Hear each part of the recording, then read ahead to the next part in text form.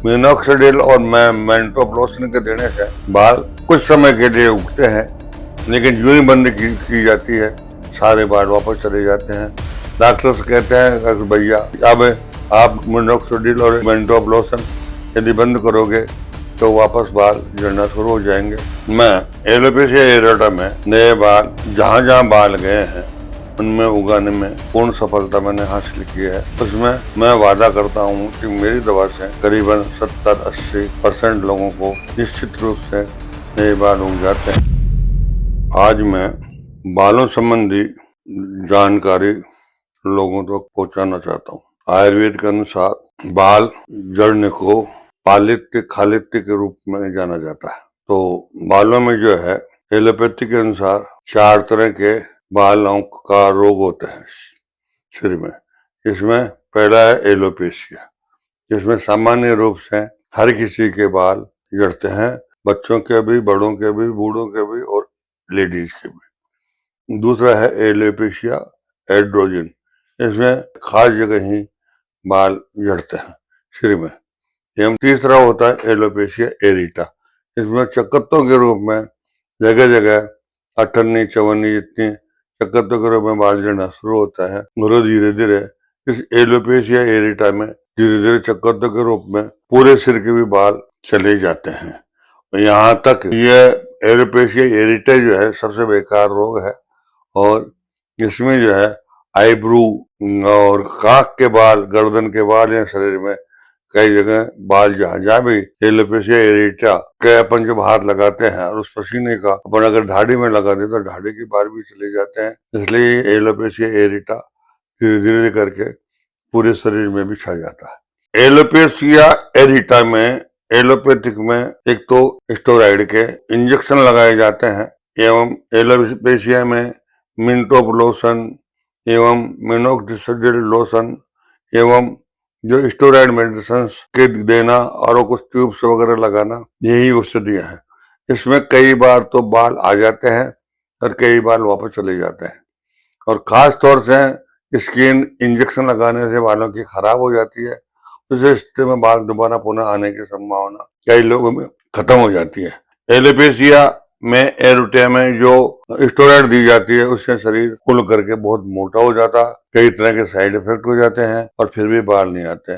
Minoxidil और मेंटोप्लोसिन के देने से बाल कुछ समय के लिए उगते हैं, लेकिन यूं ही बंद की जाती है, सारे बाल वापस चले जाते हैं।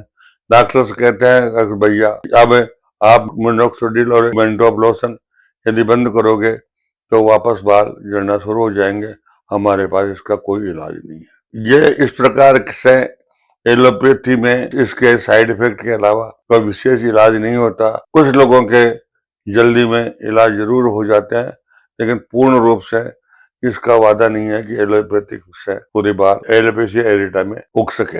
इसमें आयुर्वेद में जो है इसके बहुत अच्छे रिजल्ट हैं। मेरे द्वारा अब तक करीबन 2-3 हजार लोगों के मैंने केवल आयुर्वेदिक में लगाने की और खाने की कैप्सूल वगैरह दवाइयों से मैंने एलोपेशिया को सफलतापूर्वक सफल किया है। और एलोपेशिया यूनिवर्सल में तो चांसेस बहुत कम रहते हैं। तो एलोपेशिया यूनिवर्सल में सारे शरीर के बाल ही उड़ जाते हैं, और आंख, नाक, कान, ब्रो शरीर में समझ गए तो उसमें तो संभावना कम रहती है। लेकिन एलोपेशिया एरिटा में बाल उगने के चांसेस अधिक रहते हैं, और ये कम समय में यदि कोई आ जाता है, बाल उड़ते ही अगर यदि कोई हमारे पास आ जाता तो हमारी दवा से 1 महीने से लेकर के 6 महीने में 80 से 90% तक बाल उगने की संभावना रहती है।